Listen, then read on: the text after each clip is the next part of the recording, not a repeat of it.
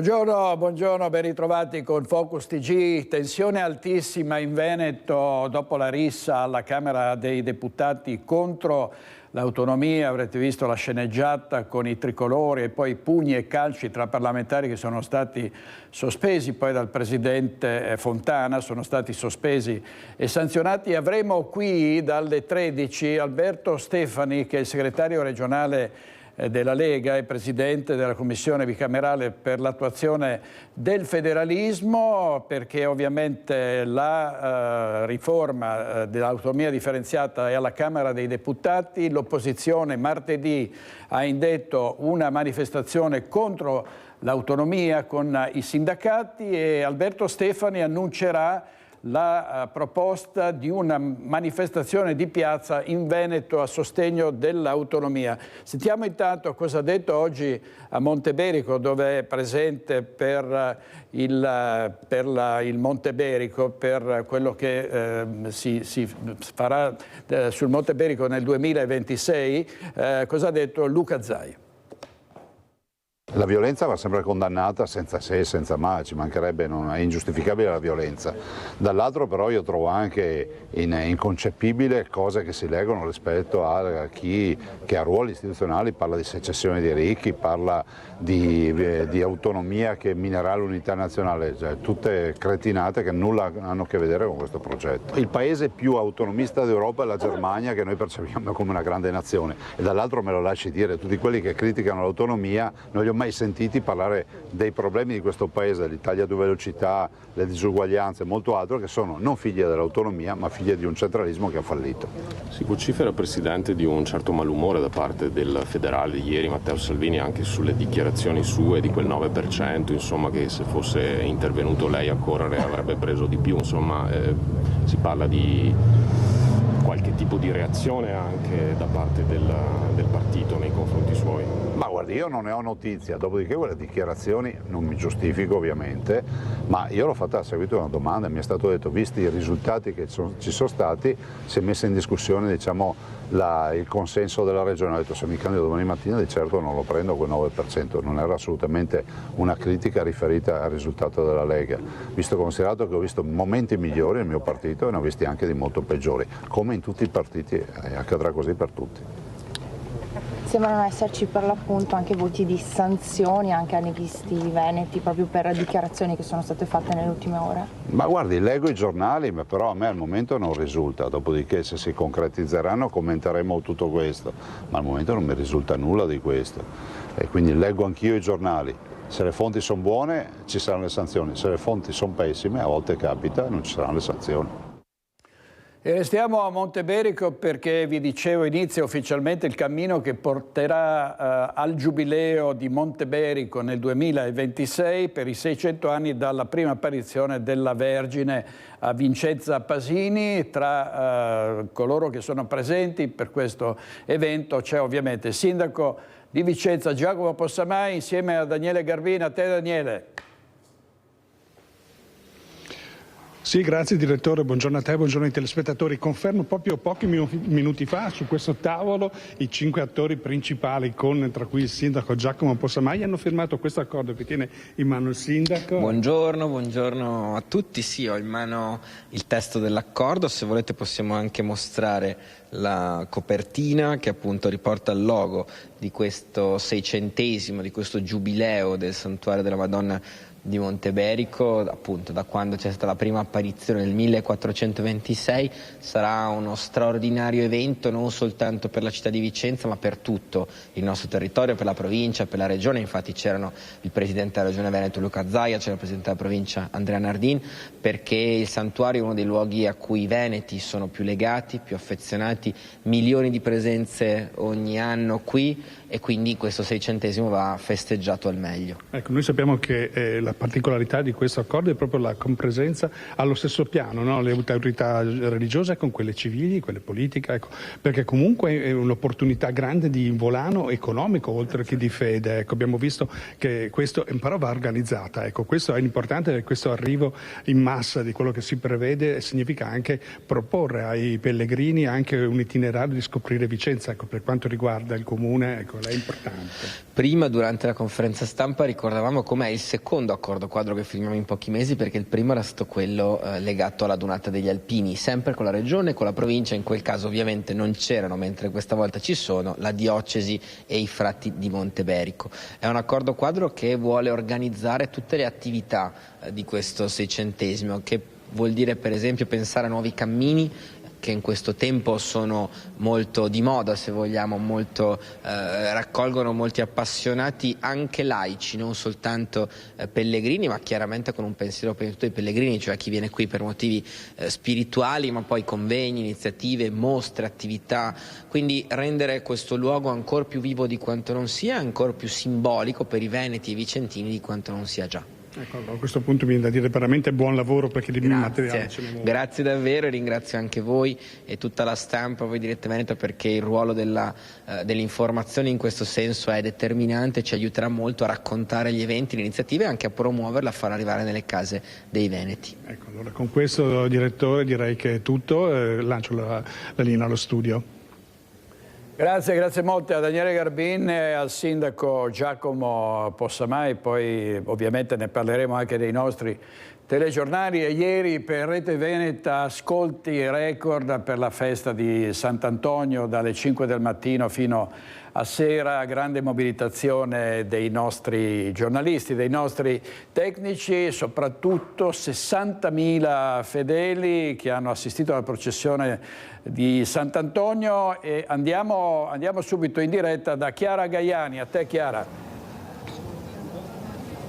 Direttore, buongiorno ai telespettatori di Rete Veneta. Siamo qui con Padre Antonio Ramina, che è il rettore della Basilica del Santo, in questo 14 giugno in cui ancora tantissimi devoti, tantissimi pellegrini continuano ad affollare la Basilica. Però la giornata di ieri è stata una giornata davvero straordinaria, fin dalle 5:30 del mattino, quando lei ha aperto la porta della Basilica e c'era davvero la Basilica piena già per la messa delle 6, Padre Antonio. Certo, sin dalle primissime ore la Basilica era gremita e così si è mantenuta fino alla chiusura della Basilica, anzi mano a mano i pellegrini salivano di numero in maniera davvero impressionante, ma sempre in un clima di preghiera, direi composto, e soprattutto esprimendo questo clima di festa, di famiglia attorno alla figura di Sant'Antonio, a cui tutti quanti ci siamo affidati con fiducia.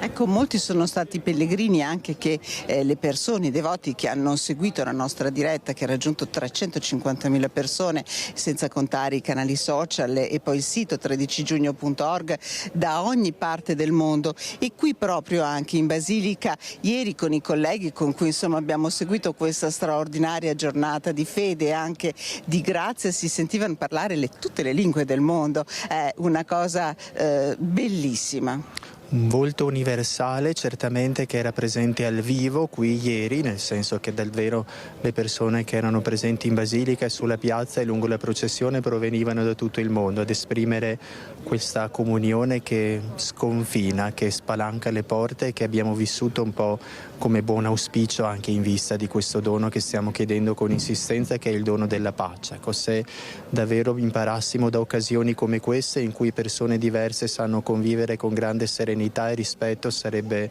un gran dono per tutti quanti noi. Ecco, il momento più emozionante della giornata è sicuramente la processione. Io però, prima di lasciarvi il servizio, chiederei un'ultima cosa a Padre Antonio. Lei ha proprio definito in uno dei comunicati diffusi in questi giorni il momento in cui il pellegrino devoto posa la mano sulla tomba di Sant'Antonio, un incontro proprio fisico, l'ha definito tattile. C'è tanto in quel gesto, Padre Antonio? C'è molto, credo che ci sia anche il bisogno Sant'Antonio di vivere la fede sulla base di un registro non solo intellettuale, non solo morale, ma anche affettivo. Ecco, chi ci ha preceduto nel cammino della fede sono persone concrete. Antonio è una di queste persone concrete che ci ha indicato la strada del Vangelo, e toccare la sua tomba ci fa sentire in contatto con l'esperienza bella del Vangelo vissuta davvero da una persona in carne e ossa. Allora davvero ringraziamo Padre Antonio Ramina, ringrazio anche il collega Francesco Ratai che ha vissuto insieme a noi questa bellissima giornata, e vi lascio al servizio che abbiamo preparato sulla processione che ha portato la statua e le reliquie di Antonio lungo le vie della città. La banda eseguirà Symbolum 77, tu sei la Abbiamo mia ascoltato vita. Una serie di preghiere, di litanie, di invocazioni, e anche questa preghiera ultima che è stata proclamata tratta dai sermoni di Sant'Antonio. È il commento di Fra Andrea Vaona ad accompagnare durante la diretta di Rete Venete di TV12 dall'alba al tramonto il momento più atteso e partecipato, la processione di Sant'Antonio lungo le vie della città.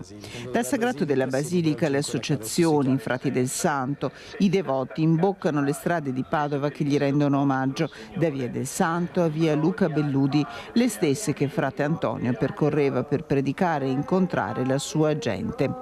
Un applauso accoglie l'uscita dalla Basilica della Reliquia del Mento, portata a spalla dai macellai militi dell'Immacolata.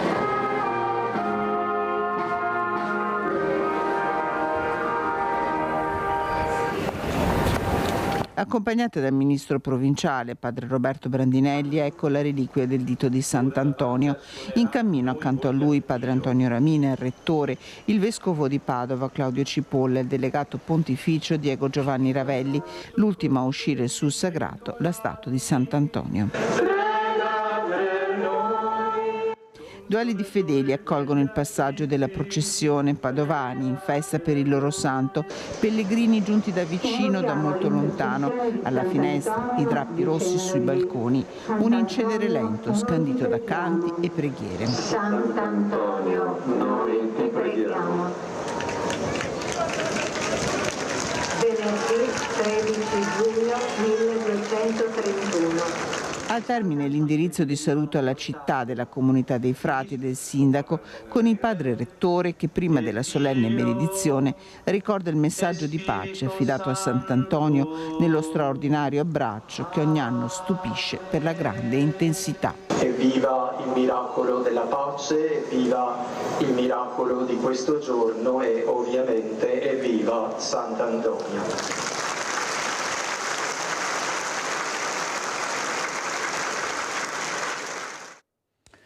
Sentiamo le voci dei pellegrini, una testimonianza della straordinaria fede nel Santo, voci raccolte da Francesco Ratai. Venite abitualmente? Siamo grandi devoti di Sant'Antonio, quindi veniamo abitualmente. Oggi ho voluto portare i miei figli per una preghiera speciale perché ne abbiamo bisogno. Chiediamo ogni anno una grazia speciale, speriamo che prima o poi arrivi. Uno dei miracoli di Sant'Antonio è stato che ha fatto parlare un bambino neonato e spero che questo capiti anche col mio fratellino che anche se ha 8 anni non sa ancora parlare, allora spero che Sant'Antonio faccia un miracolo. Es el santo, no solamente es el santo más importante de Italia, es el santo más importante del mondo. Siamo sposati il 13 giugno di 2 anni fa perché in questo giorno, 10 anni prima, era nata in cielo Chiara Corbella, una storia a cui siamo molto legati, e oggi a distanza di 2 anni siamo qui per affidare la nostra unione al santo, a Santo Antonio. E siamo arrivati al Campo San Piero, la messa era alle 7, alle 8 meno 10 ci siamo incamminati nel cammino di Sant'Antonio, che è tutto il Muson, tutto l'argine del Muson. Cioè, avete rifatto la strada che Sant'Antonio Morente volle fare per rivedere Padova. Per rivedere Padova, esatto. Sì, è stato emozionante. Ogni tanto ci fermavamo per fare un po' di meditazione e così avanti. E diciamo che non siamo stanchi.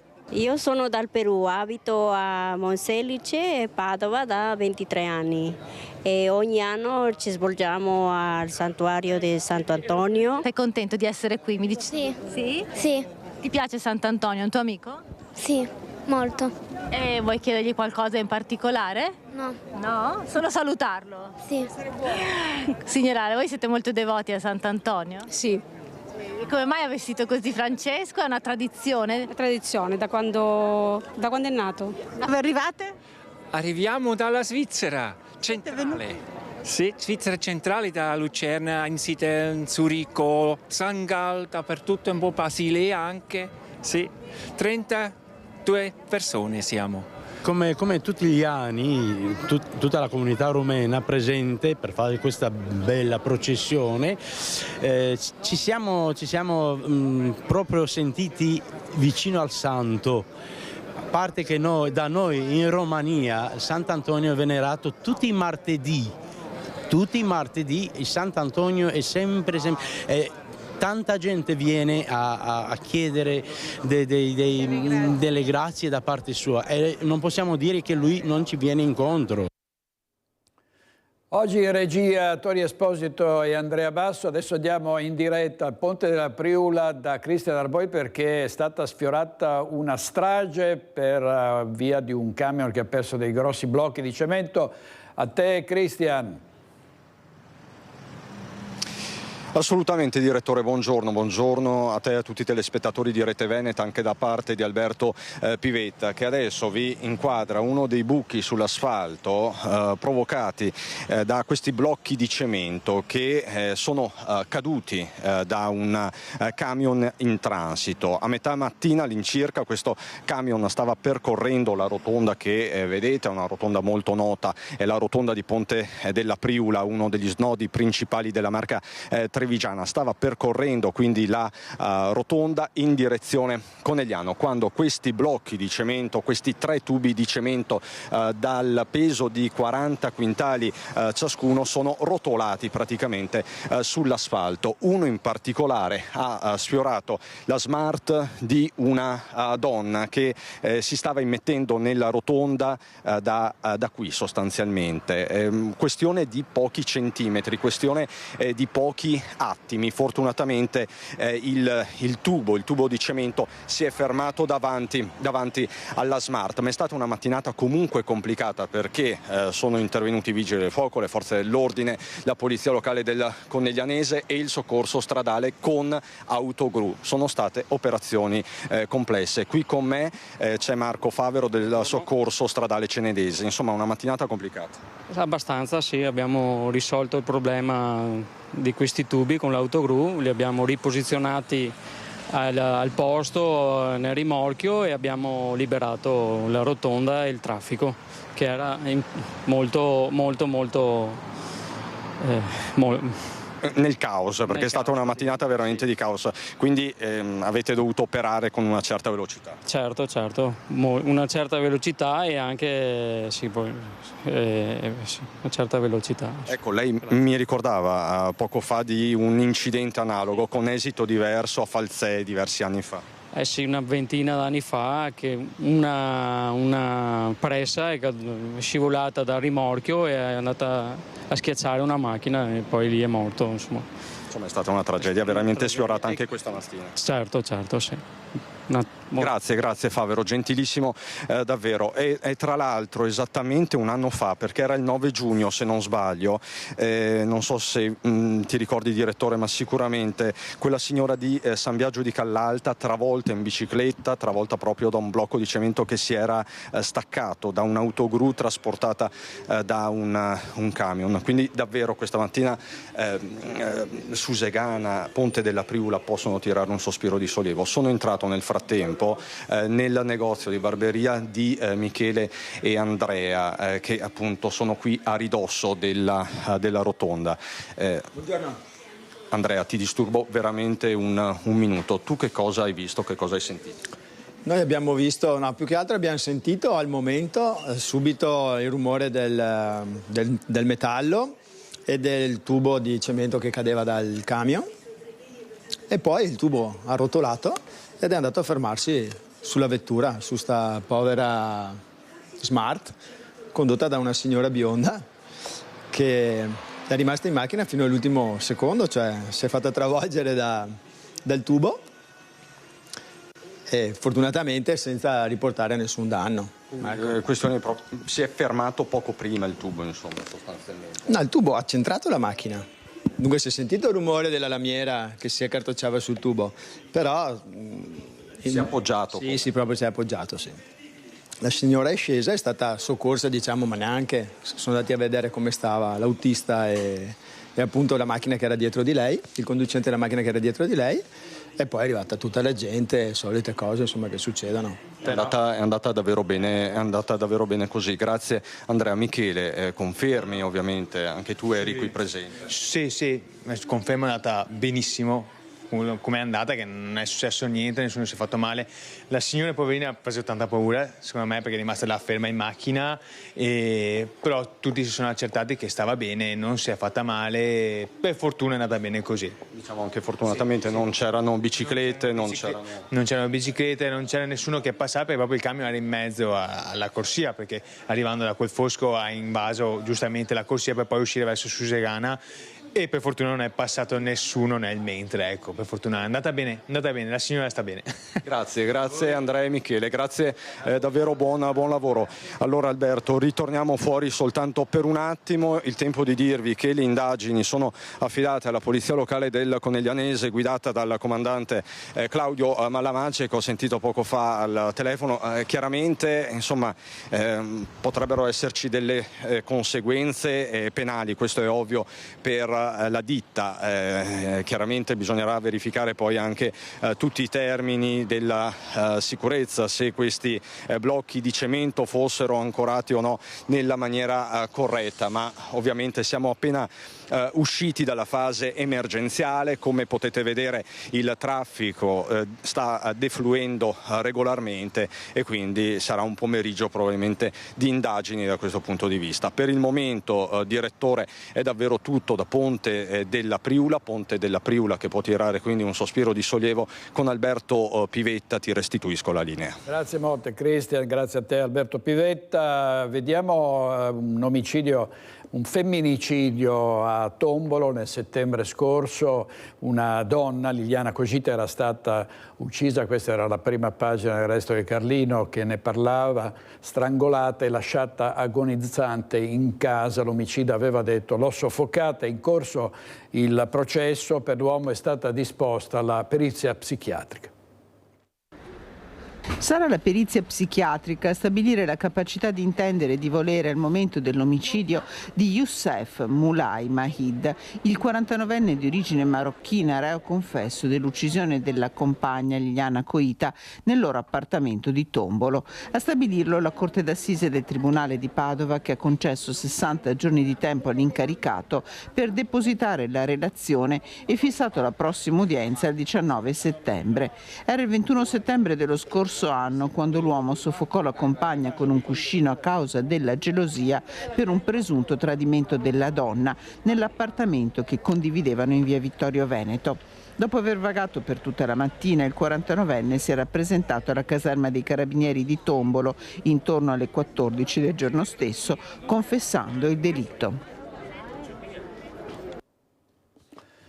Allora, è stato sorpreso dalla polizia mentre acquistava eroina da uno spacciatore nigeriano. È successo a Padova, spacciatore che è stato arrestato. A sorprendere gli agenti però è stata la professione dell'uomo, cioè l'autista di un mezzo pubblico. I poliziotti della squadra mobile sorprendono un autista di autobus mentre acquista droga, segnalato alla prefettura e arrestato lo spacciatore. È avvenuto in via Tommaseo a Padova, dove gli agenti hanno fermato un 25enne nigeriano irregolare e già noto alle forze dell'ordine, che era stato avvicinato da un uomo che aveva ricevuto da lui un involucro. Era una dose di eroina, ma a lasciare sbalorditi gli agenti è stata la professione dell'uomo, autista del servizio di autobus urbano ed extraurbano, che ha ammesso di essere un cliente abituale del nigeriano, tanto da ottenere la droga, promettendo di pagare nei giorni successivi. e poi era già stato sospeso per 3 mesi dal lavoro di autista. Benché stavolta non sia stato sorpreso con la droga mentre era in servizio, nei suoi confronti la polizia procederà con la consueta segnalazione alla prefettura, ma anche con una comunicazione perché venga valutata l'idoneità al servizio, essendo evidente la pericolosità, parlando di guida di mezzi destinati al trasporto pubblico. Intanto il nigeriano arrestato è già stato condannato dal giudice a 9 mesi di reclusione e 1.000 euro di multa ed è stata avviata pure la procedura di espulsione. Servizio di Federico Fusetti, la tragedia di Casale sul Sile è stata disposta l'autopsia sul corpo del 18enne che è stato trovato morto a casa. La procura intanto ha aperto un fascicolo senza indagati per morte come conseguenza di altro reato. Sentiamo Daniela Sizzia. Una morte improvvisa, avvolta per ora nel mistero.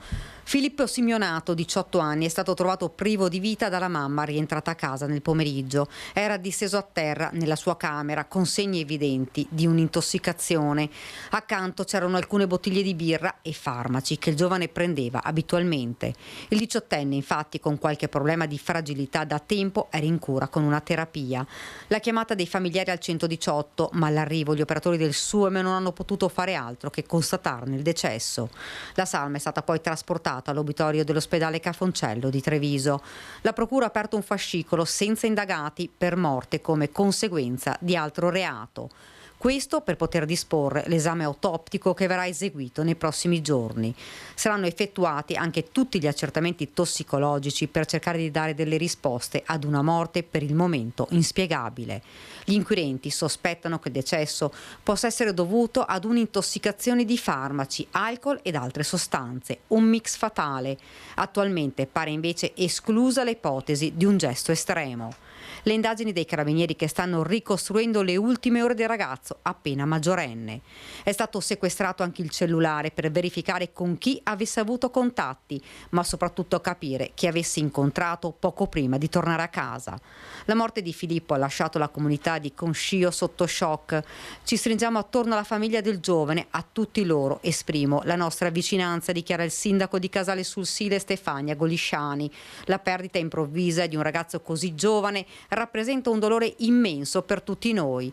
L'intera comunità è sconvolta, siamo senza parole. L'amministrazione comunale è vicina alla famiglia e si mette a disposizione per dar loro un sostegno nell'affrontare questo difficile momento.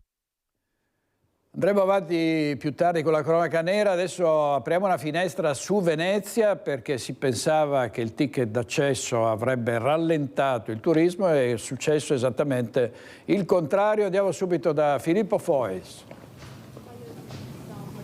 Sì, buongiorno direttore, buongiorno ai telespettatori di Rete Veneta. È successo esattamente il contrario e noi oggi lo sappiamo grazie a dei dati che finora sono rimasti inediti che ha ottenuto il consigliere comunale di opposizione, capogruppo di tutta la città insieme, Giovanni Andrea Martini. Il comune non fornisce il dato dei visitatori giornalieri esentati dal ticket, che sarebbe quello sensibile, diciamo, perché sono circa l'80% di chi viene a Venezia ed era quello che si voleva ridurre. Lei ha fatto un accesso agli atti e che numeri ha scoperto? Sì, il tema della trasparenza del nostro comune è proprio un problema. Adesso, superato attraverso questo accesso agli atti, abbiamo dei numeri sorprendenti, nel senso che noi sappiamo oggi che mediamente nei primi 11 giorni di ticket ogni giorno ci sono esentati non dormienti 59.500 presenze, che sommati ai dormienti, che sono 54.700, e sommati a quelli che pagano i ticket, che sono solo i 17.700, si arriva a un totale di 131.900 presenze, che sommate a quelle dei residenti, che dovrebbero essere 49.000, si arriva a 180.900. Ecco, è un numero veramente sorprendente e questo ci fa capire forse perché questi dati non venivano resi pubblici, perché è evidente che con dati di questo tipo occorreva prendere dei provvedimenti molto seri, veramente seri, non certo un ticket d'accesso che non ha frenato assolutamente nulla e che non serve assolutamente nulla se non a rendere la città museo e a rendere prigionieri i veneziani della loro stessa città. Ecco, ricordiamoli ancora questi dati, allora, che sono una somma di questi giorni. A Venezia dormono, pensate che offerta di posti letto turistici 55.000 persone, altre 60.000 arrivano per farsi un giro e sono generalmente veneti esentati, più altri quasi 17.000 che arrivano invece pagando il ticket. C'è quindi 180.000 persone che si trovano a spasso per Venezia, 180.000 turisti che naturalmente poi si riversano in una città di 6 km quadrati più o meno. Al mio fianco c'è l'architetto Franco Migliorini di tutta la città insieme. Chiaramente non vanno su tutti i 6 km quadrati, non si sparpagliano, vanno solamente in alcune zone. Esatto, sì. Lo spazio pubblico veneziano, l'intera città storica insulare sono 6 km quadrati. Lo spazio pubblico sono 100 ettari, cioè circa un 20% della città. Dunque, su questo esiste la mobilità pubblica, i plateatici e tutto quanto. Se consideriamo che nell'ultimo anno sono stati almeno 30 milioni i visitatori, con una forbice tra 60 e 100.000 al giorno, quindi una media di 80.000 ma con i picchi e le morbide, noi dobbiamo considerare che nelle aree centrali, perché sono quelle visitate di più, non certo alle estreme periferie dove non ci vanno i turisti, si ha una densità di 3,5-4 turisti per chilometro quadrato, che nei momenti di punta diventano anche meno quando ci si accalca intorno a Piazza San Marco, le mercerie. Lei ha detto che sono circa, sono 1 metro quadro per... 3,5-4 metri quadri, ma 4 metri quadri a testa. Mediamente sulla metà della superficie, dei 100 ettari ne consideriamo 50 statisticamente. Allora, con una persona ogni 3 metri quadri, cosa succede, architetto? Una persona ogni 3 metri quadri che vanno tutti in una direzione, quindi i metri quadri si riducono, ci sono situazioni di pericolo da sovraffollamento, in cui anche per la struttura della città di Venezia, se c'è un'emergenza di qualunque genere, un crollo, una qualche cosa imprevista, imprevedibile, non ci sono condizioni di sicurezza. Cioè questo sovraffollamento considerato come normalità può dar luogo a delle situazioni di pericolo che finora non si sono praticamente quasi mai verificate. Pensiamo ai Pink Floyd, non è successo niente, ma poteva succedere di tutto. Ma anni fa in un carnevale sono scoppiate le vetrine per la pressione in una piccola calle dei turisti, quindi se si verificano condizioni di pericolo non c'è una sicurezza possibile. Questo lo dice la polizia urbana e non un'opinione di un cittadino. Grazie, e io direi che per ora da Venezia è tutto, vi restituiamo la linea. Grazie a Filippo Foisi e a Simone Merlo, il nostro operatore. Intanto la Procura di Treviso, e torniamo alla cronaca nera, ha chiesto il rinvio a giudizio per Sergio De Zen, il 74enne che a Masero uccise la moglie gravemente malata. Un femminicidio che scosse la comunità. Sergio De Zen, il 24 settembre scorso, uccise a coltellate la moglie Manuela Bittante, 77 anni, gravemente malata. La donna, allettata dopo essere stata colpita da un ictus, era stata dimessa dall'ospedale pochi giorni prima. Una pressione ed una sofferenza per il marito incapace di gestire una situazione tanto delicata e difficile. Questa sarebbe la causa scatenante che avrebbe portato la mano del marito ad armarsi e colpire la moglie. L'uomo è stato accusato di omicidio volontario aggravato dalla minorata difesa e dal vincolo di parentela. Dal giorno del delitto si trova rinchiuso nel carcere di Treviso. Ora la procura ha chiesto per l'uomo il rinvio a giudizio. Si attende l'udienza preliminare che dovrebbe essere nel mese di luglio. La tragedia era avvenuta una domenica mattina. Dopo aver colpito la donna, il 74enne si era costituito dai carabinieri. Ho ucciso mia moglie, aveva detto ai militari. La donna però, colpita con un fendente al petto, era ancora in vita, morì poco dopo in ospedale per una forte emorragia. Secondo la difesa, l'anziano sarebbe stato esasperato dalla situazione clinica della donna e avrebbe deciso di porre fine alle sue sofferenze. Anche la perizia psichiatrica disposta dal giudice per le indagini preliminari Cristian Vettoruzzo avrebbe riscontrato una grande sofferenza per le gravi condizioni cliniche che l'ictus aveva causato alla moglie. Ora si attende l'udienza preliminare. Servizio di Daniela Sizzia, 2 dirigenti medici sono stati denunciati per peculato ad Asiago, somministrazione di farmaci scaduti e falso ideologico. Mirko Cavallin. Somministrava farmaci anche scaduti di proprietà dell'ULSS 7 Pedemontana, faceva uso di dispositivi medicali appartenenti alla medesima azienda e adoperava per scopi privati la sala operatoria dell'ospedale di Asiago. Per questo motivo un dirigente medico non più in servizio all'ULSS 7 è stato denunciato per peculato e somministrazione di medicinali guasti dalla Guardia di Finanza di Vicenza. L'indagine è stata condotta dai militari del gruppo di Bassano del Grappa e della tenenza di Asiago. Gli accertamenti delle Fiamme Gialle hanno riguardato l'abitazione e lo studio privato del professionista, dove sono stati rinvenuti medicinali di cui si era indebitamente appropriato. Alcuni di questi, anche scaduti, li somministrava ai propri pazienti. Il medico in questione avrebbe inoltre effettuato vari interventi chirurgici all'ospedale di Asiago dopo aver visitato i pazienti nei suoi studi privati in regime di extramoenia. Il danno calcolato dai finanzieri nei confronti dell'azienda sanitaria è di oltre 331.000 euro. L'indagato si era avvalso anche della collaborazione di un collega in servizio al nosocomio dell'Altopiano che aveva firmato prescrizioni mediche false. L'accusa nei suoi confronti è di falso ideologico commesso da un pubblico ufficiale. E a Venezia le Fiamme Gialle hanno sventato l'ennesimo borseggio arrestando una 22enne bosniaca. Durante i servizi quotidiani di controllo del territorio, i militari della Guardia di Finanza di Venezia hanno fermato 2 ragazze che stavano per derubare alcuni turisti. Sottoposte a un controllo, si è scoperto che nei confronti di una delle due, una 22enne di origine bosniaca, pendeva un ordine di carcerazione emesso nel 2021 dal Tribunale per i minorenni di Roma per una serie di furti aggravati commessi quando ancora non aveva compiuto 18 anni.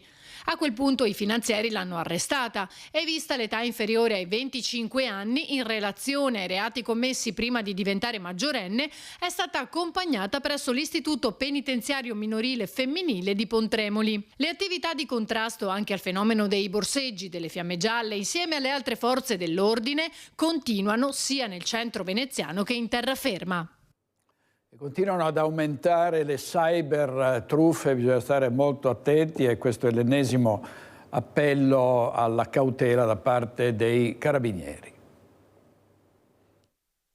Ciao mamma, ho perso il telefono. Potresti mandarmi 500 euro su questa carta così posso comprarne uno nuovo?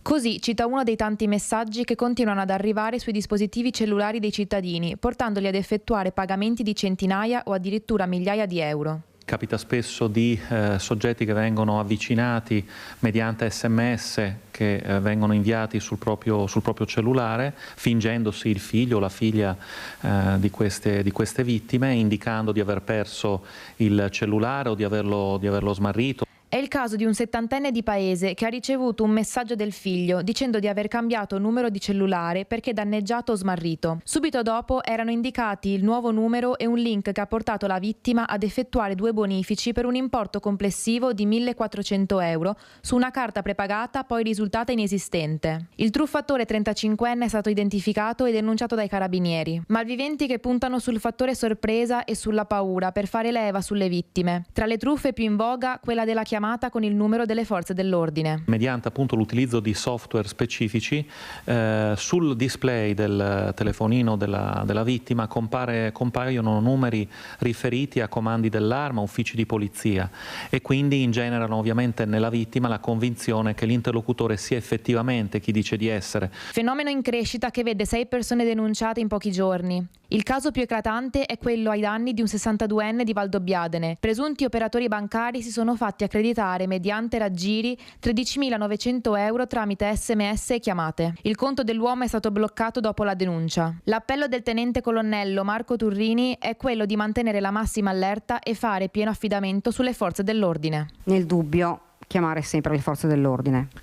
Sì, per noi è fondamentale che vengano fatte le denunce perché ci consentono appunto di monitorare il fenomeno, anche perché questi fenomeni molto spesso si muovono un po' a macchia di leopardo, quindi sapere che in una determinata porzione di territorio si sta verificando un certo tipo di truffe ci aiuta nell'attività di contrasto. E l'altra sera un'ondata di maltempo particolarmente violenta ha fatto grossi danni per quanto riguarda l'agricoltura tra Salgareda 90 di Piave. È stato un evento, ha detto uno degli agricoltori colpiti, davvero straordinario. Vediamo.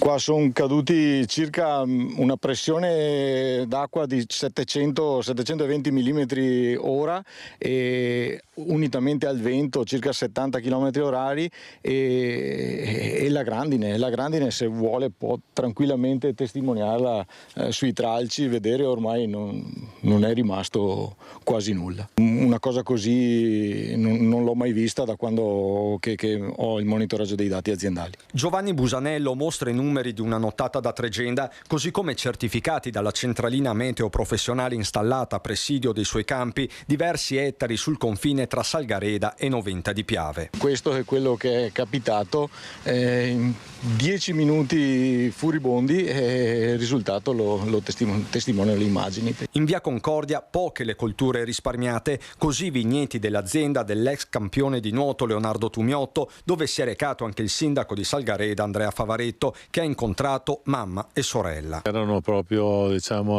disperate perché lavorare tanto e poi trovarsi con almeno il 50-60% del raccolto danneggiato.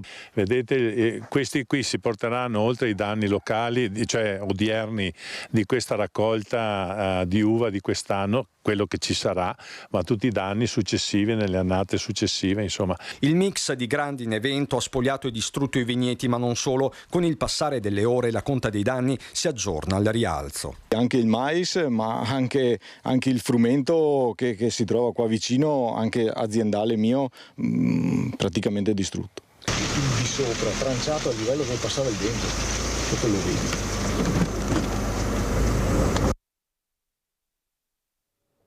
Diamo due titoli del Gazzettino. Brugnaro non si ferma, via alla nuova tassa d'imbarco, 2,50 ci mancherebbe altro, 2,50 € per ogni passeggero in partenza dal Marco Polo e ha reagito vivacemente Enrico Marchi dell'aeroporto. Ladra di Rolex fila il prezioso orologio a due anziani e a un cinquantenne, ma non andrà a processo, ha risarcito parzialmente le sue vittime. Adesso andiamo a Bibbione, dove è iniziata la Triveneta delle penne nere con Lucio Zanato. A te, Lucio. Buongiorno direttore, buongiorno da Bibbione, giornata di sole che fa sì che gli alpini, che peraltro sono già arrivati, ne sono arrivati diversi, tengano il cappello da alpino, lo tengano in albergo oppure in camper e poi si dedichino all'attività, diciamo così, balneare, perché devo dirti che questo è il primo giorno di sole vero rispetto a ieri, dove c'era un'alternanza di sole e pioggia e anche, devo dire, parecchio freddo. Qui noi siamo nella piazza Fontana, che è la piazza principale dello sfilamento, quello è Corso Aurora. Praticamente gli alpini domenica mattina cominceranno a sfilare praticamente partendo dal piazzale Zenito, ovvero da di là, poi passeranno qui davanti, qui troveranno il Labaro, troveranno le autorità, troveranno anche le nostre telecamere della diretta, per poi andare verso piazza Treviso e lo sfilamento si concluderà dopo un chilometro e mezzo. Questo sostanzialmente domenica mattina, però ci sono tutta una serie di iniziative a partire da questa mattina alle 7, perché questa donata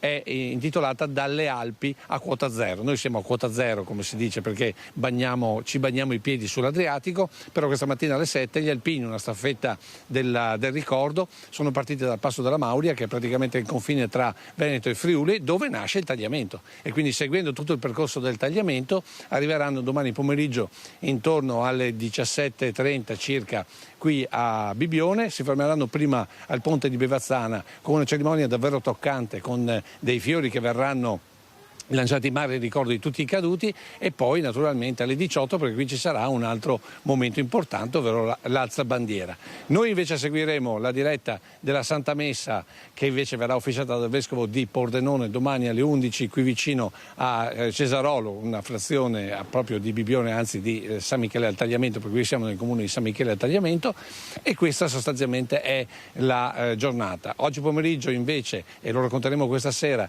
si aprono le mostre importanti, ma si apre anche una cosa importante, che è, diciamo così, la promozione dei campi scuola, ovvero la promozione che stanno facendo gli alpini per cercare di come dire, formare i giovani, questi campi scuola estivi dove vengono insegnati i principi dell'alpinità ma anche i principi di protezione civile, che vedono sempre più giovani aderenti in queste 2 settimane che vengono proposte proprio per capire com'è la vita. E visto il direttore che si parla molto spesso di bullismo e di ragazzi lasciati soli, è, devo dire, un'ottima opportunità per le famiglie per fare formazione ai giovani adolescenti. Insomma, tutto questo è quello che vi stiamo raccontando sin da ieri da Bibbione, che vi racconteremo anche questa sera, domani e poi domenica con lo sfilamento che terminerà intorno alle 13:30. Sono previsti, allora, nel servizio che vedremo dopo, il presidente degli Alpini di Venezia, che è responsabile come sezione di questa organizzazione, si è limitato a dire ci aspettiamo 10.000 penne nere. In realtà noi sappiamo che ne arriveranno oltre 30.000, quindi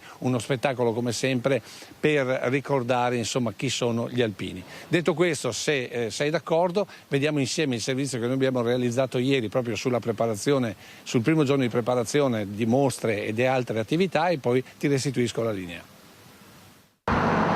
Sono dei fiocchi tricolori, il primo segno della pacifica invasione degli alpini a Bibbione. È il raduno delle penne nere dalle Alpi a quota zero, che sta richiamando in riva all'Adriatico gli alpini del nord-est. Alcune pattuglie sono già operative da giorni e oggi stanno ultimando mostre, stand dei campi scuola e mettendo a punto tutte le attività collaterali allo sfilamento della domenica mattina. Quanti alpini sono già attivi? Qua saremmo stati una 50 stamattina. E invece quanti vi aspettate arrivino in questi 3 giorni? Io spero che arrivino più di 10.000. Bandiere tricolori in tutta la città, in particolare lungo Viale Aurora, dove le penne nere sfileranno dalle 10 di domenica. È la prima volta per Bibbione. Per voi, per il vostro gruppo, cosa significa questo raduno?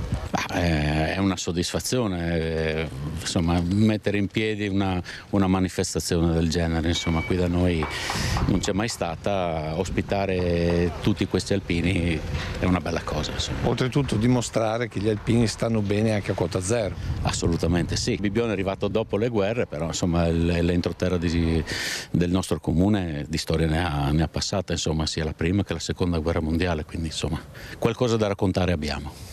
3 giorni per un raduno che seguiremo con servizi nei telegiornali, ma anche con le dirette dei maggiori eventi, come la messa alpina di sabato mattina o i cori e le fanfare del sabato sera, ma soprattutto con lo sfilamento che racconteremo sin dalle 7:30 di domenica mattina, a confermare come Antenna 3 sia la televisione degli alpini. Di Lucio Zanato e di Nicoletta Rizzetto. Torniamo a Venezia perché vi abbiamo dato i dati riguardanti il ticket d'accesso che non ha frenato il turismo, ma si sta intervenendo anche contro la movida selvaggia e sta per entrare in vigore un'ordinanza che darà una grossa stretta. Vediamo. All'1 di notte i clienti che possono essere serviti sono solo e esclusivamente quei clienti che possono consumare all'interno del locale, perché c'è ancora spazio, perché ci sono posti a sedere, o nel plateatico, e quindi devono star seduti. L'ordinanza comunale antimovida che entrerà in vigore dal 21 giugno è stata ampliata con una nuova regola. La decisione arriva all'indomani del tavolo tecnico tra comune, polizia locale e i rappresentanti delle categorie interessate.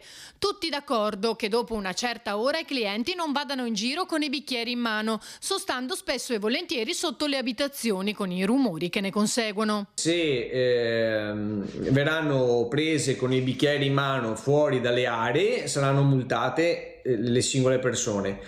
Il gestore verrà multato se, arrivati all'1, continuerà a dar da bere alle persone quando il proprio locale è full, è pieno. Le aree dell'ordinanza sono quelle dello scorso anno sia per Mestre che per Venezia, con alcune aggiunte. L'area di Santi Apostoli, perché ha creato grossi problemi, crea problemi, quindi abbiamo aggiunto tutta un'area vasta nella zona di Campo Santi Apostoli. La musica terminerà alle 23 e fino alle 2 si potrà solo tenere in sottofondo. L'ordinanza resterà in vigore fino al 22 ottobre. Soddisfatti anche i comitati antimovida. Ognuno di loro ha fatto un piccolo passo indietro per cercare di trovare una linea comune. Sono veramente contento. Serate di sport e di musica in via Piave a Mestre per combattere il degrado e lo spaccio e per alleviare le sofferenze, tra virgolette ovviamente, dei residenti del quartiere. All'indomani del blitz della polizia che ha portato all'arresto di 14 persone per spaccio di stupefacenti, anche il comune fa la sua parte nella lotta al degrado in via Piave, coinvolgendo la cittadinanza.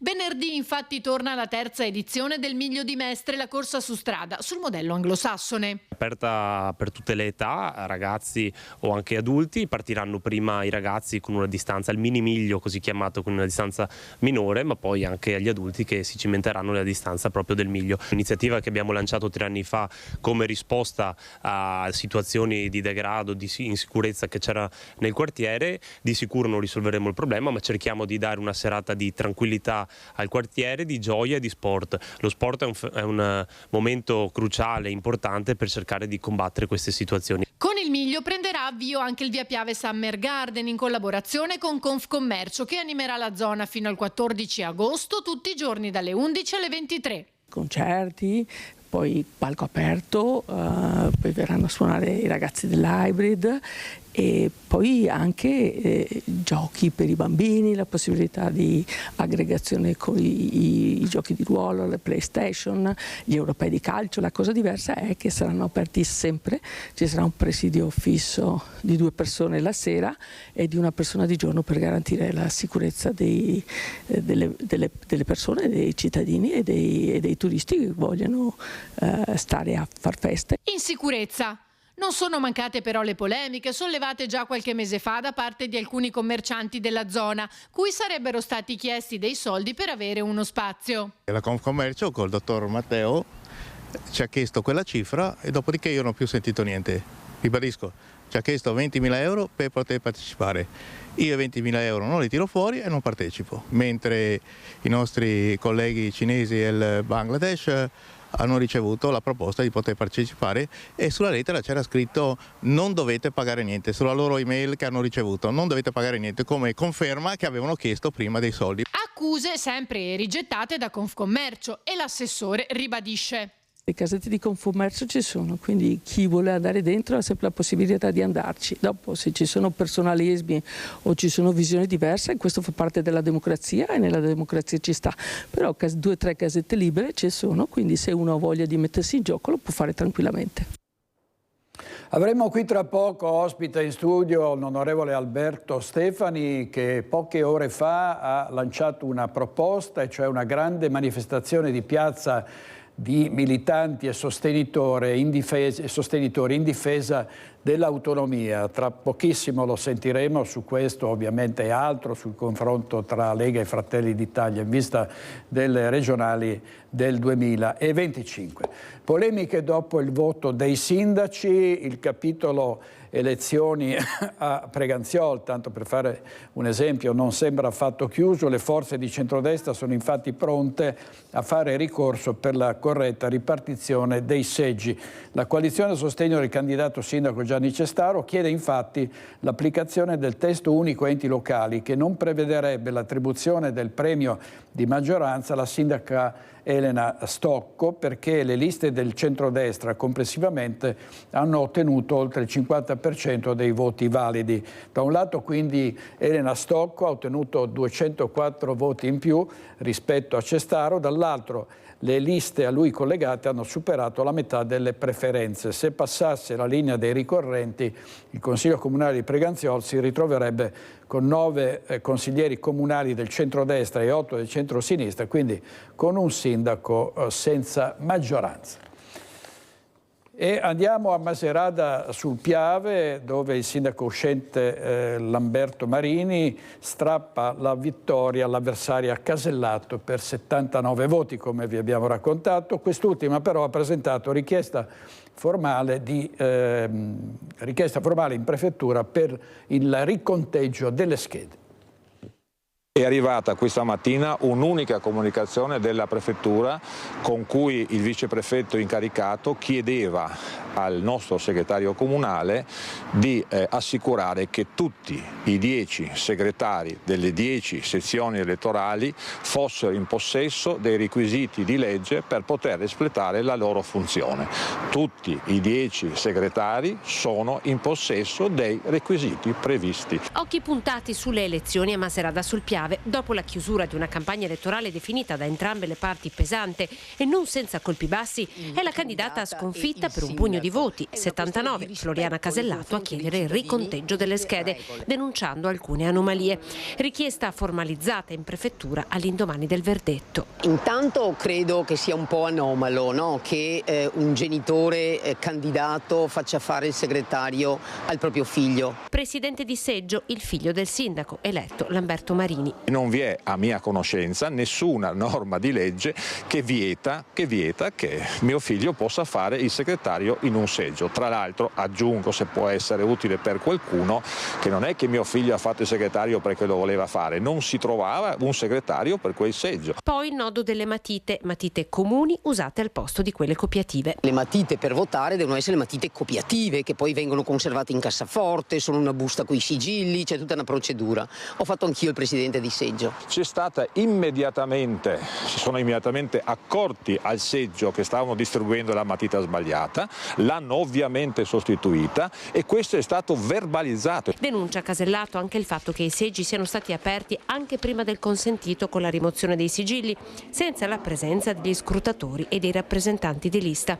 Un dato su cui la richiesta formale presentata alla prefettura punta a fare luce. Anche se l'esito non cambia, le regole vanno dispettate. Marini è stato eletto sindaco con 2.334 voti, il 50,86% di preferenze, mentre Floriana Casellato si è fermata a 2.255 voti, 90 le schede bianche, 77 quelle nulle.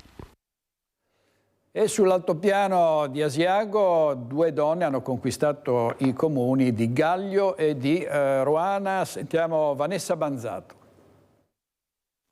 Con il 45-43% di preferenze, Marinella Sambugaro è la nuova sindaca di Gaglio. Marinella Sambugaro, intanto vogliamo capire un po' qual è stato secondo lei l'ingrediente principale che ha portato a questa vittoria. Allora, buongiorno a tutti. Secondo me l'ingrediente è stata la semplicità. Io non avevo mai fatto il sindaco, mi ero interessata poco di politica, però ultimamente avevo studiato un po' per queste elezioni, mi ero preparata. L'unica cosa che noi abbiamo promesso, abbiamo garantito, più che promesso, è la semplicità e la quotidianità, in modo che le persone possano vivere meglio ed essere più serene e più felici. Lei intende niente promesse, grandi promesse, ma essere molto più concreti, molto più pragmatici anche. Certo, anche perché la burocrazia comunale, la macchina burocratica è lunga e quindi si fa fatica a riportare le cose, i pensieri in azioni, ed è questo. In 5 anni si può fare, ma si può far poco, bisogna sempre progettare a lungo termine. Quindi noi abbiamo fatto le promesse che solo possiamo mantenere. Fare promesse che non si possono mantenere per noi era illogico. Senta, qual è adesso il primo passo che si farà e su quale strada si intende proseguire? Allora, il primo passo è stato incontrare, e lo faremo qua la prossima settimana, tutti i dipendenti, perché noi siamo convinti che se lavori bene con i dipendenti la macchina burocratica del comune va avanti, se si instaura quel rapporto di fiducia e collaborazione con tutto, ma deve essere un rapporto di fiducia e collaborazione sia tra amministrazione e dipendenti, ma anche tra dipendenti e amministrazione. Certo. E ci vuole il suo tempo, quindi questo lo abbiamo fatto fino adesso passando per ufficio, però faremo una riunione insieme. Poi collaboreremo con tutte le associazioni e con tutti gli enti, con i commercianti, con i negozi e con la popolazione, perché noi abbiamo intenzione di aprire tutto. Il prossimo consiglio che faremo lo faremo anche in streaming, proprio per coinvolgere tutta la popolazione. Quindi abbiamo sentito parole d'ordine semplicità, parola d'ordine concretezza e parola d'ordine coinvolgimento dell'intera popolazione di Gaglio. È sfida tra Fratelli d'Italia e Lega in vista delle regionali del 2025. Fratelli d'Italia pretende un proprio candidato e la Lega non è disposta a rinunciare alla presidenza non esclude che si possa andare, dicono esponenti del Carroccio, da soli. Sentiamo. Senza un ulteriore mandato del Presidente si apre comunque uno scenario di una nuova Presidenza e oggi il partito che ha il maggior consenso in Veneto è Fratelli d'Italia. Non reclamiamo ma proponiamo questa soluzione, dice l'assessore Elena Donazzan, 19 anni in regione e ne fa una questione di consensi. Ad un anno dalle elezioni regionali il Veneto è ufficialmente la regione più meloniana del paese e così come è accaduto alle ultime politiche del 2022 anche in questa tornata elettorale le percentuali dei fratelli sono alte. Fratelli d'Italia è il partito che oggi ha il maggiore consenso in Veneto e per Fratelli d'Italia la regione del Veneto è la prima regione in Italia.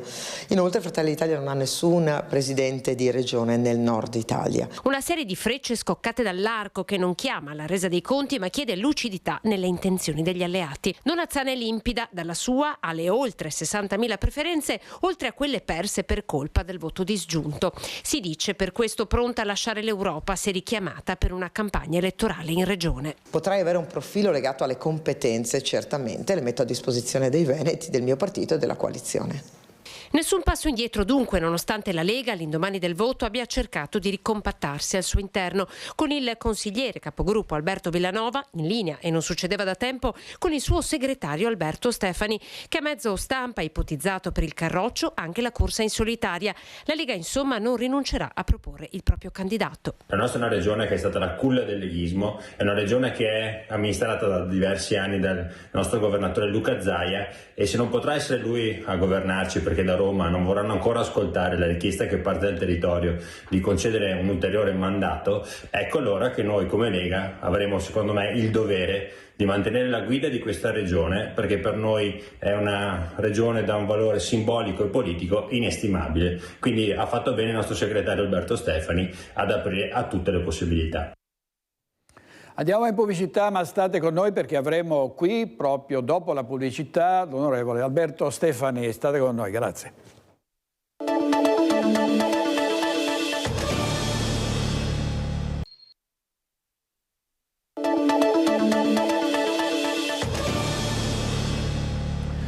La vergognosa gazzara l'altro giorno in Parlamento, alla Camera dei Deputati, contro la riforma Calderoli sull'autonomia differenziata, l'annuncio di una manifestazione il prossimo martedì dell'opposizione dei sindacati contro l'autonomia, ma poche ore fa il segretario regionale della Lega Veneta, Alberto Stefani, ha annunciato una grande manifestazione a sostegno dell'autonomia qui in Veneto. Segretario, buongiorno, grazie molte. Buongiorno a voi, buongiorno a tutti i telespettatori. Grazie molte per essere con noi. Grazie allora, è una manifestazione che lei ha proposto a militanti, a sostenitori, insomma a tutti coloro che vogliono difendere l'autonomia che è arrivata all'ultimo miglio.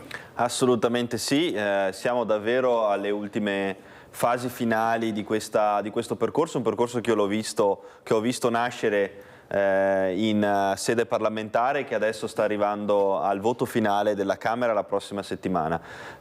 Conte ha riunito in piazza chi pensa che questo decreto spacchi l'Italia, noi riuniremo in piazza i veneti, coloro che grazie al loro voto del 22 ottobre del 2017 hanno garantito l'inizio di questo percorso. Siccome a noi piace rendere conto di quello che facciamo in sede parlamentare, vogliamo venerdì riunire questa piazza, far sentire la forte voce dei veneti a Roma, farla sentire a chi sta provocando in tutti i modi per far sì che questa autonomia non passi, ma soprattutto far sì che si senta forte la voce del Veneto. È ora che i veneti abbiano la possibilità di scendere in piazza in favore dell'autonomia. Troppe volte sento troppo spazio dedicato a chi sta dicendo sciocchezze su questa riforma, una riforma che darà efficienza, darà trasparenza, garantirà più funzioni ai territori che la chiedono e garantirà anche dei risparmi ai territori che decideranno di assumersi delle responsabilità. Io voglio vivere in un paese in cui chi si assume una responsabilità venga premiato e chi invece non sa gestire le proprie competenze venga penalizzato. Questa per me è autonomia e questo è l'unico modello di Stato che può stare in piedi nell'epoca contemporanea. Allora, è la prima grande manifestazione pubblica a favore dell'autonomia. Il Presidente Zaia aveva sempre detto andiamo avanti con una riforma gandhiana senza fare strappi, però questa volta allora diciamo che è stata la goccia che ha fatto traboccare il vaso, gli ultimi attacchi. Diciamo che sarà sicuramente una piazza pacifica. Noi della Lega non abbiamo mai fatto piazze violente, anzi le abbiamo spesso subite le violenze nelle piazze delle nostre manifestazioni. Questa sarà una violenza pacifica, sarà una manifestazione pacifica, una manifestazione che dimostrerà l'importanza e la voce dei veneti sul tema dell'autonomia. Noi vogliamo far sì che il Veneto abbia la propria presenza lì, che possa offrire anche alla stampa e ai telegiornali, ai giornalisti, la presenza di un popolo che vuole l'autonomia, e lo faremo ovviamente in maniera serena, pacifica, come sempre siamo stati noi veneti e come sempre continueremo ad essere noi veneti, con la forza delle persone. Dove si svolgerà, onorevole? La manifestazione si svolgerà a Montecchio Maggiore venerdì, quindi l'ultimo giorno prima del silenzio elettorale della prossima settimana. Ho chiesto che i militanti sostenitori della Lega vengano con la bandiera, ma soprattutto la bandiera di San Marco, che è il simbolo di un'identità territoriale, perché poi qualcuno vorrebbe cancellare le identità territoriali, ma chi sventola la Costituzione, ho ricordato nel mio intervento di illustrazione del disegno di legge sull'autonomia, che la nostra Costituzione, e lo dice l'articolo 5, riconosce e promuove le autonomie locali come qualcosa di preesistente, qualcosa addirittura di precostituzionale, che la Costituzione non può far altro che riconoscere e promuovere, vengono prima della Repubblica stessa. Queste sono le nostre autonomie locali, questo è il nostro Veneto e questa è la terra che noi dobbiamo difendere. Senta, a questo punto comunque l'autonomia è stata votata favorevolmente dal Senato, adesso si va verso il voto alla Camera dei Deputati, ci sono gli emendamenti, cosa succederà comunque nei prossimi giorni? Ma adesso abbiamo già appunto concluso l'iter al Senato, è stato finito l'iter in Commissione Affari Costituzionali alla Camera e ora manca solo il voto finale della Camera, dopo il voto degli emendamenti. Ma credo che i telespettatori abbiano visto le gazzarre di questi giorni e si siano resi conto insomma anche un po' dell'aspetto ostruzionistico e provocatorio di qualche esponente dell'opposizione. Probabilmente questa riforma fa paura a qualcuno, ma noi ovviamente ce l'aspettavamo, non abbiamo alcuna paura e anzi siamo ancora più determinati per concludere l'iter degli emendamenti nei prossimi giorni, evitare questi rallentamenti e questi ostacoli che sono fatti apposta per provocare e soprattutto vincere con il voto finale sull'autonomia alla Camera dei Deputati. Ecco, poi devo dire, è stata questa scena incomprensibile in Parlamento, l'opposizione che mostra il tricolore, opposizione che si definisce democratica e che non vuole che venga assecondato quello che è il volere, la volontà di 2.400.000 veneti che hanno votato 6 anni fa, finora sempre bastoni tra le ruote, qualsiasi. Eppure c'è stata la volontà popolare, un referendum che ha suggellato questo voto. Un referendum tra l'altro stravotato con un'affluenza altissima, che ha dimostrato la vocazione autonomista di questo territorio. Le provocazioni di questi giorni sono state davvero imbarazzanti, perché ora vediamo le immagini, no, dello scontro che c'è stato, ma nessuno ovviamente ha seguito i lavori parlamentari prima. Le provocazioni che per 2 giorni di fila abbiamo ricevuto dagli esponenti di centrosinistra, con discorsi fuori dal mondo, con discorsi tra l'altro privi di un precedente studio della materia, e discorsi che non stavano né in cielo né in terra. Questo è durato per ben 2 giorni di fila, poi c'è stato lo scontro che invece tutti hanno visto, ovviamente, che probabilmente ha fatto il giro di tutti i telegiornali. Ovviamente sono scene che non si dovrebbero vedere, soprattutto su un tema così importante come quello dell'autonomia, che riguarda tutto il Paese, perché riguarda la capacità di responsabilizzare delle classi dirigenti locali e che siano in grado quindi di offrire ai propri cittadini i migliori servizi e la migliore efficienza possibile. Di questo stiamo parlando.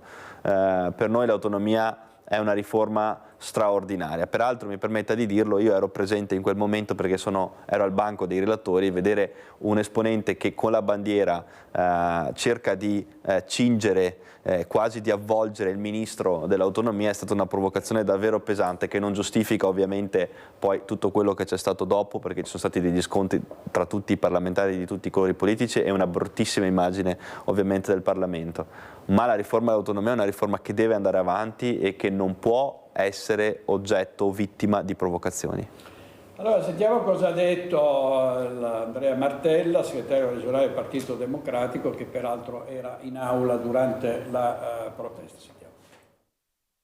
Non è stata una bagarre, non è stata una rissa, c'è stata una vera e propria aggressione squadrista ieri alla Camera, perpetrata da alcuni deputati della maggioranza contro i deputati della minoranza, che stavano cercando di consegnare simbolicamente un tricolore al ministro Calderoli. Si può discutere su questo gesto, ma non si può discutere di quanto sia invece da condannare totalmente un'aggressione di questo genere. Queste immagini sono immagini che sicuramente non aiutano la politica, non aumentano la sua credibilità. Dico anche che oggi l'estensionismo sarà anche ancora un po' cresciuto a causa di queste immagini, ma è chiaro che le responsabilità sono di una parte politica, cioè quella che in aula poco prima poi ha inneggiato la decima massa. Il confronto è necessario e mai e poi mai deve diventare aggressione o scontro. Allora, la grande manifestazione indetta dal segretario regionale Alberto Stefani a Montecchio Maggiore venerdì prossimo, ci saranno anche Salvini, Zaia, come... Allora, quest'idea di questa manifestazione è nata stanotte, quindi siamo in fase organizzativa, ma ritenevamo necessario lanciarla perché sentivamo forte la necessità dei veneti di far sentire la loro voce. Trovavo davvero umiliante che su un tema come questo dovessimo soltanto accettare le provocazioni del Movimento 5 Stelle e del centro-sinistra, che spesso non legge nemmeno il testo della riforma e che mercoledì riunisce una piazza dicendo e inventando di tutto e di più. Noi la legge la conosciamo, io l'ho portata in Commissione Affari Costituzionali, l'ho studiata per giorni e notti intere, conosco benissimo i risultati che questa riforma potrà portare al nostro territorio, conosco benissimo la vocazione regionalista di questo territorio, conosco benissimo la necessità e il merito che questo territorio ha per portare a casa questa riforma, e quindi trovavo utile e necessario che i veneti potessero avere una piazza per potersi esprimere liberamente, serenamente, ma con coraggio. Alberto Stefani, che è presidente della commissione bicamerale per l'autonomia. Dobbiamo andare a Conegliano da Christian Arboit, perché raffica di furti in centro città e commercianti esasperati. Vedo con Christian Arboit il sindaco Fabio Chies. A te, Christian. Sì, direttore, velocissimo, sia sui furti sia su una questione politica che riguarda Vittorio Veneto. Allora, sindaco Chies, partiamo dai furti, li abbiamo raccontati, c'è questa raffica, lei chiede di fatto anche al governo, al Viminale, di aumentare i controlli. Sì, ho chiesto di poter aumentare gli organici ai Carabinieri e alla Polizia di Stato, perché sicuramente questa raffica di furti che sono successi in questi giorni ci preoccupa perché mentre siamo riusciti, grazie alle forze dell'ordine, a fare un buon controllo sul territorio, a limitare al minimo nell'ultimo anno tutte quelle che sono le azioni delle baby gang, di fatto a Conegliano non si è più avuto nessun fenomeno, questa delle spaccate in questo momento ci preoccupa, sono bande che si spostano da un comune all'altro, questo l'abbiamo visto, però abbiamo chiesto a Carabinieri, Polizia di Stato, Polizia locale di intensificare i controlli, perché vogliamo prendere queste persone e assicurare portarle alla giustizia. Ecco, in studio con il direttore Vaccialli c'è il segretario regionale della Lega Alberto Stefani. C'è una partita in corso, quella di Vittorio Veneto. Posocco, candidato di fatto con Gian Antonio D'Arè, che adesso è alla ricerca di appoggi esterni. Voi ovviamente siete della partita, siete con Posocco. Che cosa si sente di dire alla Lega e a Fratelli d'Italia? Beh, innanzitutto mi sento di salutare Alberto Stefani, fargli i complimenti perché sta facendo un grandissimo lavoro, non è facile per nessuno, per cui tantissimi comuni al voto, e a Vittorio Veneto è una partita importante. Centrodestra, dico sempre, quando si divide il primo turno penso sia una sorta di primarie e poi di solito cerchiamo di ricompattarci al secondo turno. Io non entro nelle dinamiche degli altri partiti perché ovviamente ognuno ha tanto lavoro da fare nel proprio. Mi auguro che ci sia questa possibilità di ricongiungersi al secondo turno su Posocco, anche per non lasciare un sindaco di Vittorio Veneto che non è di centrosinistra ma è proprio di sinistra, perché Bagliani è di sinistra, per cui mi auguro veramente che si converga verso Posocco. Quindi lei lancia un appello preciso alla Lega, Stefani: apparentamento o appoggio esterno? Ma guardi, queste sono cose che poi ogni partito valuta a sé. Io penso sempre che il centrodestra abbia un valore importante, che ci si possa ricompattare, perché dove il centrodestra ancora assieme si vince, dove ci sono dinamiche che purtroppo non dipendono magari neanche da noi e che ci vedono divisi al primo turno, mi auspico sempre che al secondo si riesca ad andare assieme. Grazie Fabio Chiesa, sindaco di Conegliano, qui nella duplice veste di coordinatore provinciale di Forza Italia. Direttore, da Conegliano, dal municipio è tutto, ti restituisco la linea. Grazie molte. Questo è uno spunto anche per commentare i risultati. Segretario, partite importanti e anche divisive come a Vittorio Veneto, come anche a Bassano del Grappa. Beh, allora innanzitutto mi permetta di esprimere la grande soddisfazione per i risultati delle elezioni amministrative, perché le elezioni amministrative hanno dato proprio la prova dell'importanza di questo movimento nelle elezioni territoriali, nella dimensione regionale. Abbiamo vinto il 93% dei comuni in cui avevamo un sindaco della Lega, quindi li abbiamo riconfermati, e non era semplice perché questi erano sindaci che avevano vinto nel 2019, quindi con l'ondata di Salvini al 50% in Veneto, e non era semplice, non era scontato sicuramente riconfermarli, li abbiamo riconfermati praticamente tutti. Abbiamo vinto dei grandi comuni al primo turno, tra cui Cadoneghe, che è un comune che per 70 anni ha votato a sinistra. Abbiamo vinto a Paese, qui a Treviso, abbiamo vinto in tantissimi altri comuni, anche a Negrar al primo turno, tra l'altro vincendo la sfida interna al centrodestra. Abbiamo vinto ad Arzignano col 70% con un sindaco militante della Lega e con la Lega che ha superato il 40%. Abbiamo vinto la sfida interna a Bassano,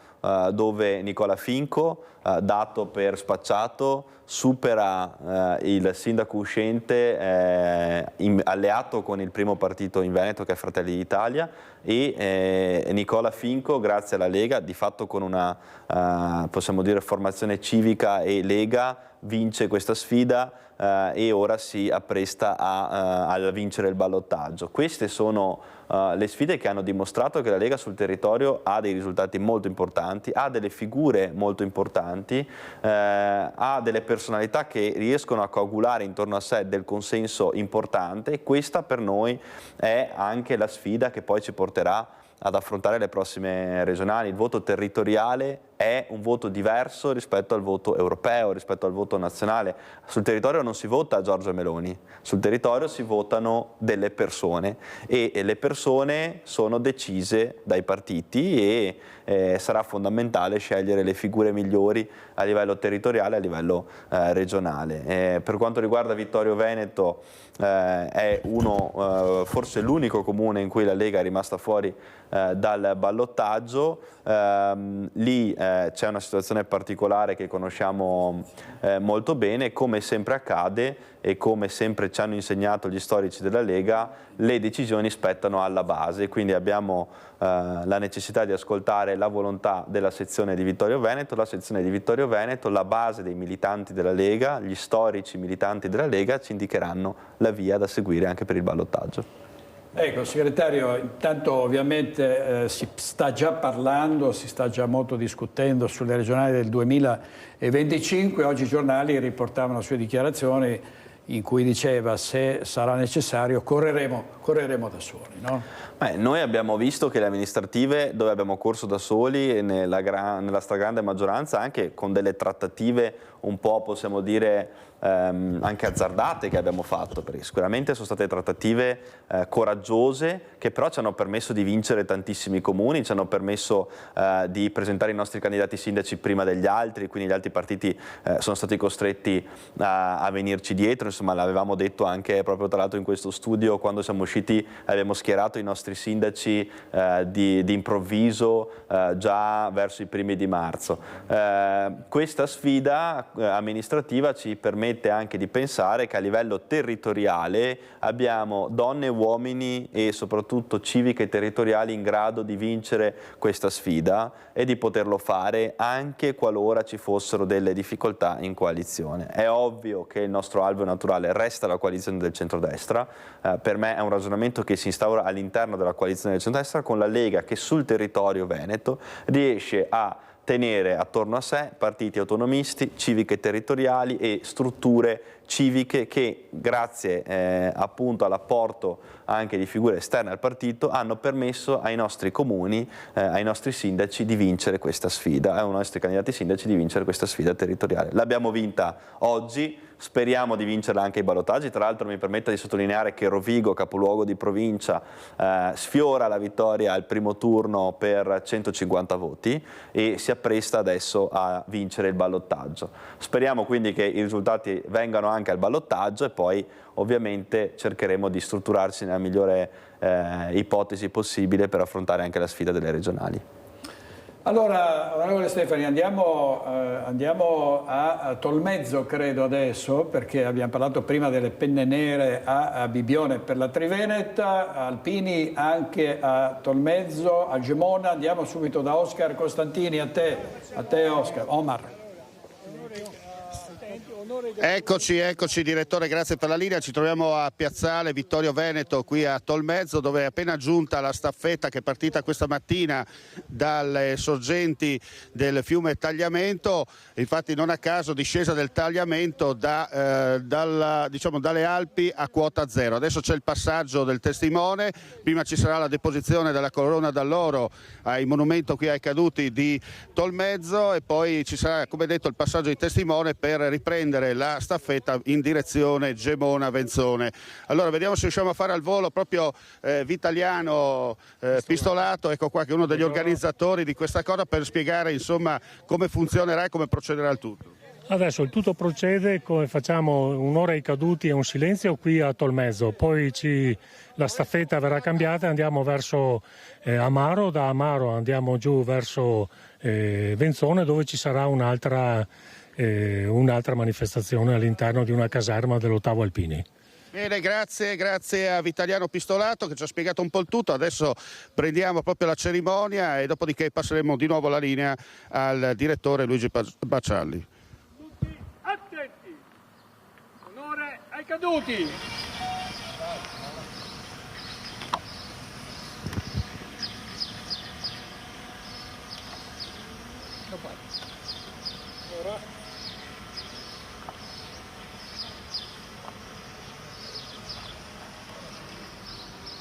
Vai, dai.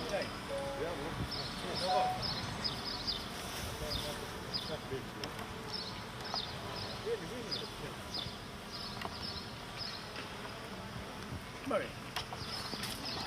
Meno silenzio. E che silenzio? Ma che silenzio? No, un po' collegamento.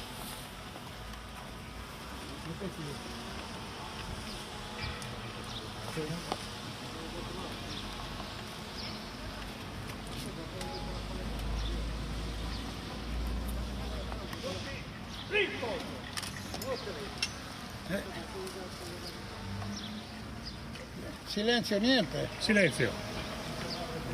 Aspetta un momento. Prova tu, va.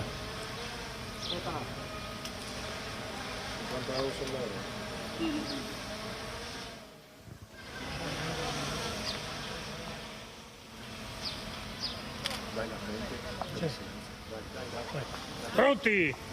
Attenti!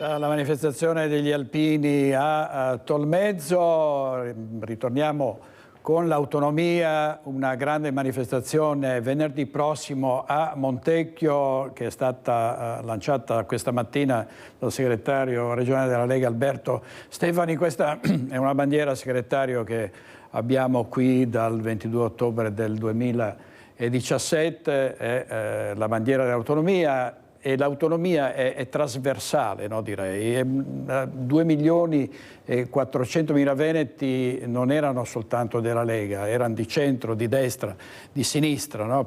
Questa è la vera sfida per chi vuole maggiori margini di manovra e maggiore libertà. La libertà è un patrimonio che dovrebbero amare tutti.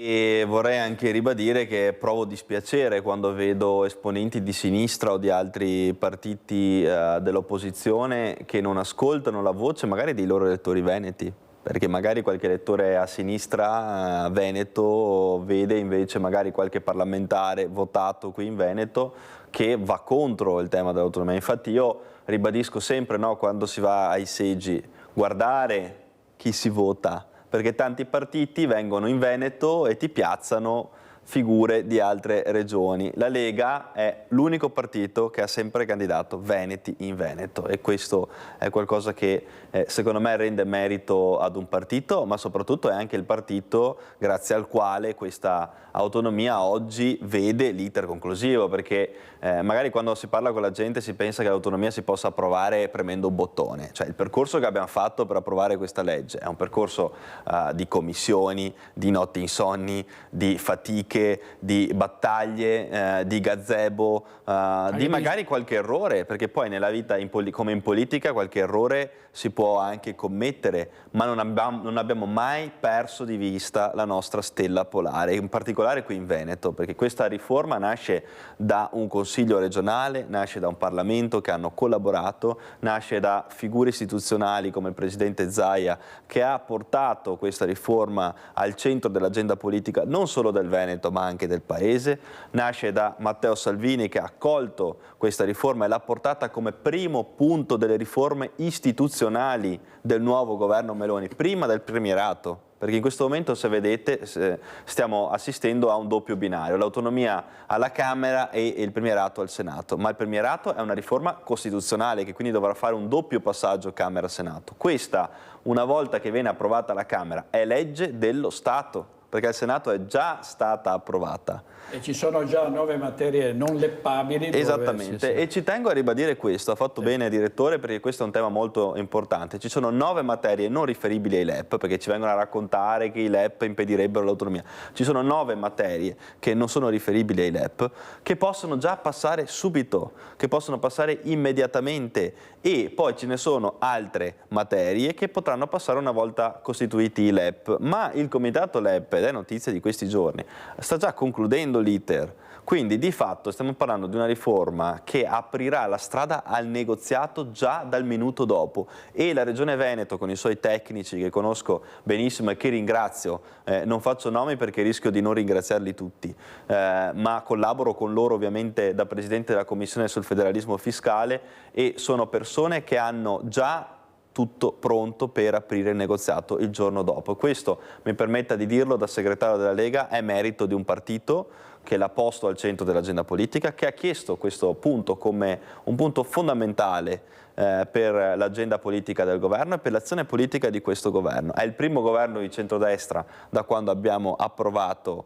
il referendum sull'autonomia, è il primo governo in cui la Lega può dettare le sue condizioni, e la prima condizione che abbiamo dettato è stata questa. Io so benissimo che i veneti sono un popolo che finché non vedono non credono, ed è stato giusto così, è stato giusto che finora non ci abbiano neanche creduto magari, perché quello che avviene alla Camera purtroppo si vede in televisione soltanto quando si vedono risse, quando si vedono problemi, quando si vedono cose di questo tipo. Non si fa mai luce sul lavoro invece che avviene nelle commissioni, sul lavoro di studio, sul lavoro certosino di preparazione dei provvedimenti, sul lavoro puntuale nella costruzione di un disegno di legge. Questo non si vede mai.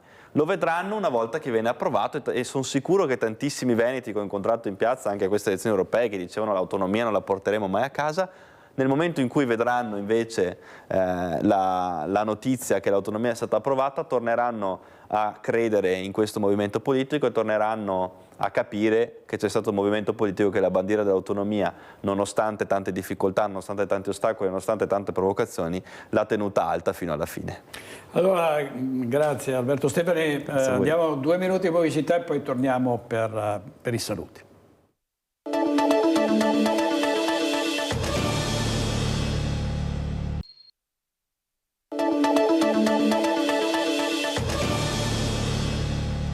Venerdì 21 giugno prossimo, grande manifestazione a Montecchio in difesa dell'autonomia.